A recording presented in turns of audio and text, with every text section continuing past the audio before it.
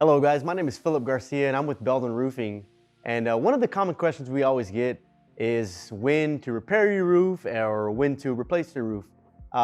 We start off just starting by when to repair your roof. So one of the ways to know that your roof is still repairable is if you've had, if you've had 5, 6 years with your roof, 8 years with your roof, you've never had any leak and you have just one small leak that kind of comes up.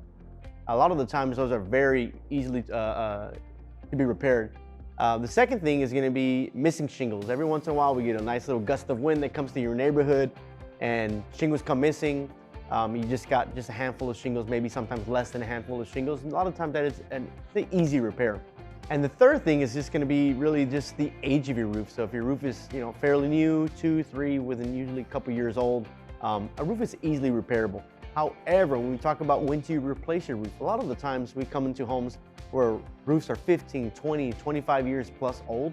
A lot of the times, depending on the type of shingle that's on there, a lot of the times a roof of that age, typically we find there's a lot of granulation that's been lost in their shingles. So a lot of the times those shingles have to be replaced. That roof has to be replaced.